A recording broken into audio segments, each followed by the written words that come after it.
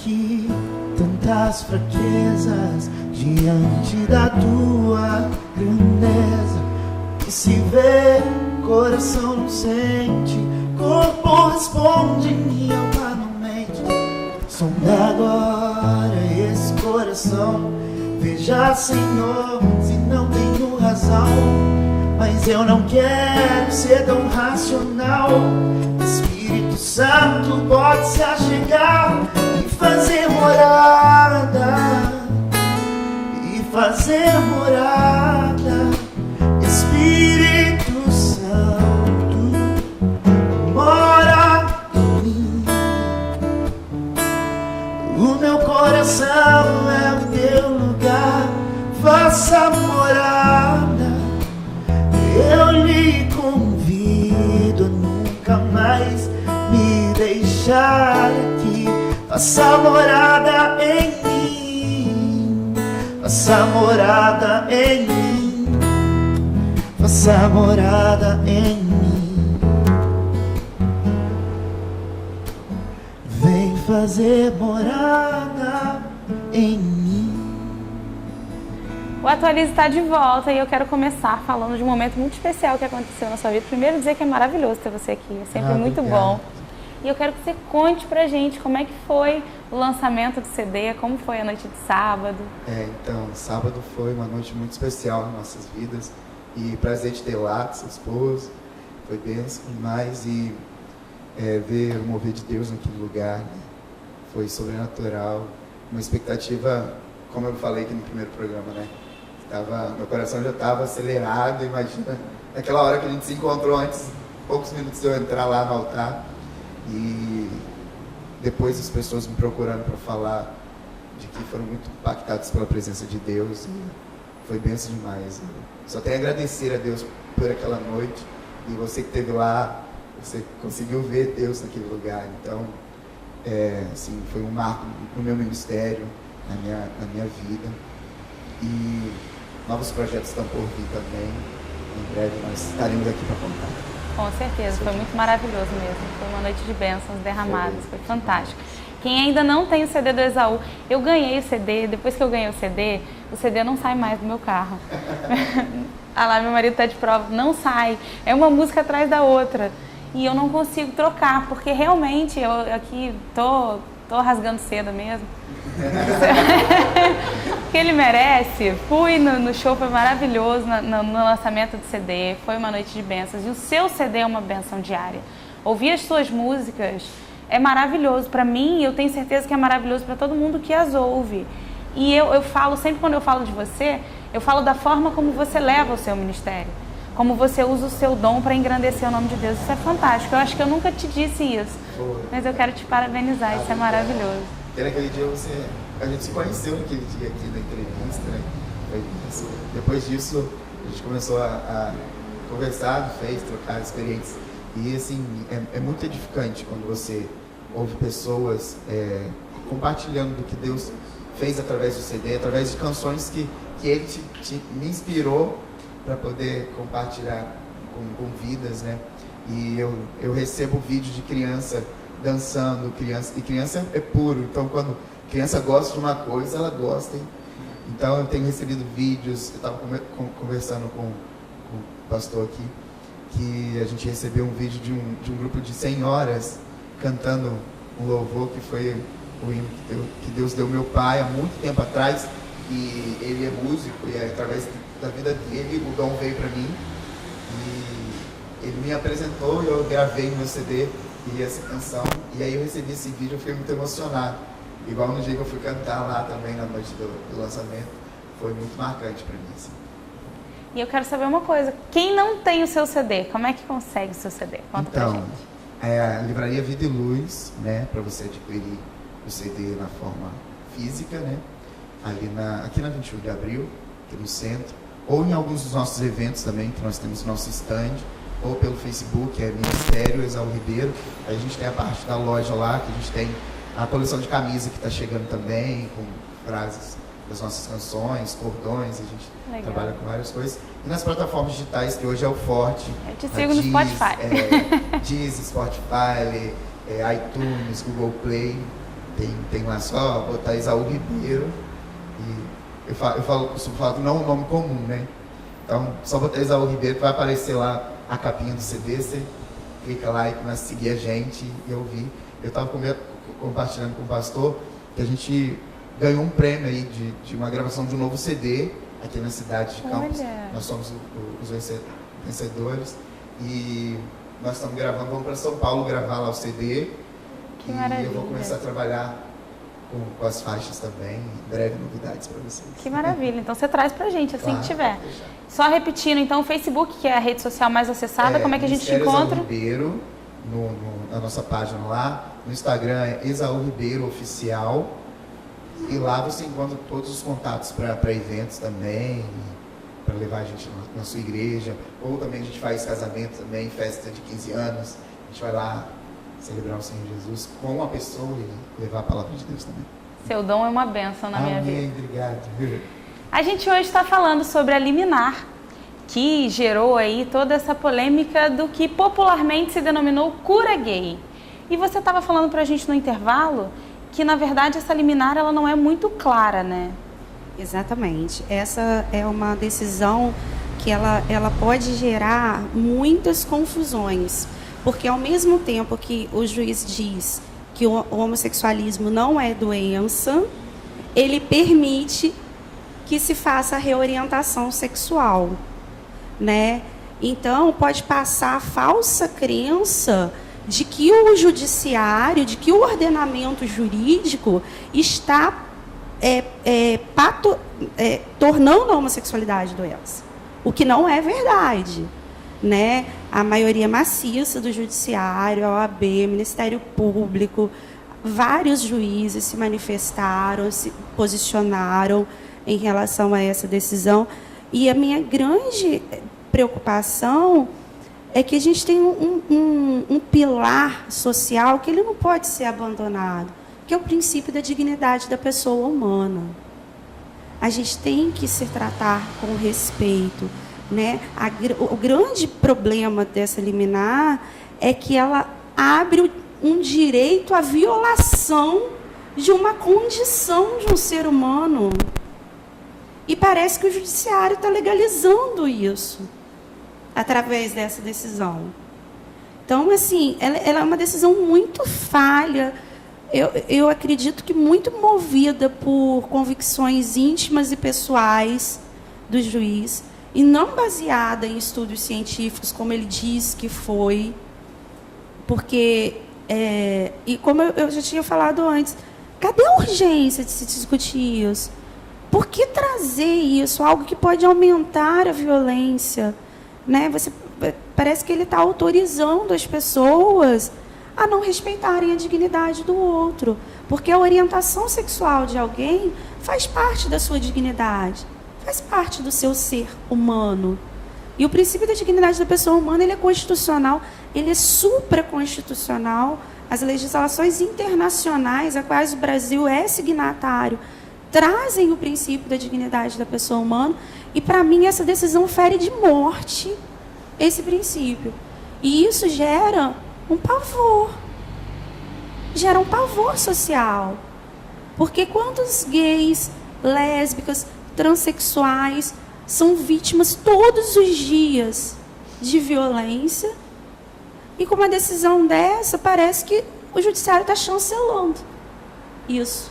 Não está respeitando a individualidade dessas pessoas, né? Então, essa é um ponto, assim, muito falho, né? A OAB está atuando nesse processo. Tenho certeza que vai conseguir reverter essa decisão, mas é assustador, porque quantas outras discussões sobre isso ainda vão surgir? E o que era para estar sendo tutelado, que era garantias de direitos para homossexuais, né, está ficando em segundo plano. O que devia estar se movimentando, o combate à homofobia, a criação específica de um tipo penal de crime de ódio motivado por orientação sexual. Isso era o que tinha que estar sendo discutido. E não ferir a intimidade, a dignidade das pessoas. Eu, enquanto operadora do direito, me sinto envergonhada de ver uma decisão dessa. Rafael, eu queria saber de você, como é que você enxerga essa decisão e os reflexos dela, né? Bem, eu acho que não dá para a gente observar a decisão só enquanto há decisão. Né? Primeiro que a gente vive um momento político no Brasil extremamente delicado. Essa decisão, ela não vem do nada, ela vem depois de um discurso forte sobre ideologia de gênero, ela vem nesse contexto em que os debates religiosos ficam muito acirrados também, e enquanto países, né, na Europa, nos Estados Unidos, têm trabalhado com a ideia de despatologizar até as identidades trans, que, como a gente estava conversando, ainda estão a travestilidade, a transexualidade, ainda participam do CID, né, ainda são tipificadas como um transtorno de identidade, etc. Enquanto países estão trabalhando nisso, a gente tem essa ação aqui. A gente não tem uma lei de identidade de gênero, né, nós temos ações pontuais que garantem com que pessoas travestis e transexuais mudem a documentação, mas não tem uma lei de identidade de gênero ainda que garanta isso. E eu acho que é um cenário muito complicado e que a gente não pode deslocar isso do cenário político que a gente está vivendo.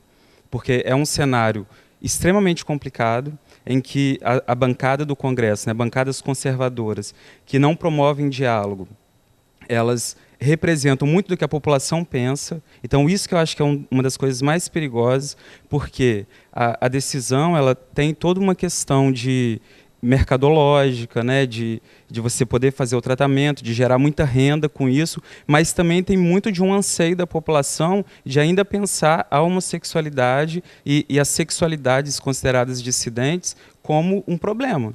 Então, na medida em que a gente não pode discutir isso na escola, e aí você tem todo um discurso de gerar um pânico moral em relação à sexualidade, de falar que se você vai discutir isso, você vai incentivar, você vai promover com que as pessoas sejam daquela forma, e aí fala-se sobre ideologia de gênero, que é uma coisa que não existe. Né? Nos estudos de gênero e sexualidade, que no campo das ciências humanas é uma coisa relativamente recente, não existe ideologia de gênero. Existem estudos de gênero, estudos de sexualidade, e aí da área que eu posso falar, que é a área que eu atuo, na área de história, de sociologia, antropologia, não existe ideologia de gênero. Existe esse estudo para a gente entender que o gênero é uma construção social. Né? A partir dessa perspectiva, é uma construção social e a sexualidade ela participa disso também. Né? E aí eu acho que tem uma questão que fica sempre me incomodando muito, que é as pessoas quererem saber de onde que vem a homossexualidade. Enquanto, eu acho que o mais importante seria pensar por que homossexuais não têm direitos? Por que as travestis e transexuais são cotidianamente assassinadas? Por que a gente não tem uma travesti na universidade, né, participando, apresentando um programa de televisão, ou então te atendendo enquanto médica, enquanto advogada, enquanto psicóloga? Claro que nós temos algumas, mas isso ainda causa uma surpresa muito grande, porque isso não está no nosso cotidiano. Então, isso que eu acho que nós deveríamos estranhar, a gente não estranha. A gente ainda continua perguntando, né, e se incomodando do que o meu coleguinha do lado faz com o seu corpo. De que forma que essa pessoa tem uma relação sexual. E as pessoas querem saber como que os homossexuais têm relações sexuais. Ninguém se pergunta sobre os heterossexuais. Que talvez fosse uma forma, se a gente começasse a se perguntar sobre isso, a gente veria que a sexualidade, né? Eu não sou psicólogo, então não posso falar com tanta propriedade quanto vocês. Mas eu acho que a sexualidade é uma coisa tão diversa, né, e tão plural, e o que ainda causa tanto escândalo é a homossexualidade. Porque, na verdade, a gente não fala sobre sexualidade. Né? E a gente nunca fala. É um pudor, um tabu, é um medo de se falar sobre o corpo, sobre as possibilidades do corpo, sobre o que você faz ou não, ou como faz com o seu corpo. E aí o efeito disso é um pânico moral de qualquer coisa que fale sobre a sexualidade.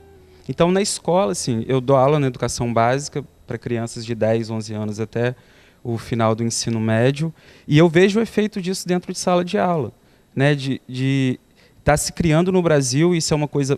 Eu acho que tão grave ou mais grave do que a decisão, uma patrulha discursiva do que a gente pode ou não falar, e aí tem-se uma ideia de criar uma escola sem partido, mas logo depois o STF, se eu não me engano, autoriza que o ensino religioso seja confessional. São coisas diferenciadas, mas que eu acho que participam de um mesmo contexto político que a gente está vivendo, e que é muito grave, é muito perigoso, porque eu acho que, para além do retrocesso, tem assim, uma indiferença com as vidas que estão morrendo. E essas vidas não importam mesmo. Assim, mais uma travesti que morreu, mais um gay que foi assassinado, mais uma lésbica que foi estuprada, e isso parece que realmente não importa para as pessoas. Em nome de quê se faz isso? Em nome de várias coisas, né? Em nome de uma família tradicional que não existe. Essa família ela é estereotipada, porque na realidade as famílias são plurais. Então, em nome de tudo isso, eu acho que se constrói esse discurso que faz com que as pessoas certamente vão querer a cura daquilo que, teoricamente, as faz sofrer. Mas o que está te fazendo sofrer não é você ser gay, lésbico, ou travesti, ou transexual. É essa sociedade doente que a gente está vivendo, né? Que te trata, que vai te apontar, que vai te chamar na escola de viadinho, de bichinha. Não sei se pode falar esses termos, mas são os termos que as pessoas escutam, né? Então, acho que não tem como. Que é a sapatão, que é a Maria Homem, que as crianças estão sofrendo isso. E continuam sofrendo. E não é invisibilizando esse sofrimento, essa violência, que a gente vai resolver o problema. Porque eu acho que o problema não está efetivamente na decisão. A decisão ela é a ponta do iceberg de um problema que é muito maior. Que é esse contexto que é político, que é social, que é econômico, né, que tem diferenças de classe, tem diferenças étnico-raciais, porque a maneira como um gay branco que mora na Pelinca vivencia a sua homossexualidade, os recursos que ele tem, não é a mesma forma que uma pessoa negra, um gay negro, afeminado, que está morando na periferia. Certamente não é da mesma maneira. Então, isso eu acho que a gente precisa falar sobre isso, né? Eu e a Carol estávamos conversando um pouco sobre como que, participando do movimento da militância, isso angustia a gente, porque isso parece que vai ficando cada vez mais invisibilizado, enquanto isso as pessoas vão morrendo. E estão morrendo. Tá? E não são poucas, são muitas pessoas. Aqui do nosso lado. Né? E isso eu acho que é uma coisa que a gente precisa falar mais, né? E aí parabenizar o programa por trazer essa temática e para a gente ter tanta gente bacana aqui para poder discutir. A gente vai falar um pouco mais sobre isso no próximo bloco, porque a gente vai para o intervalo rapidinho e volta já já. E é claro que a gente vai de música, né?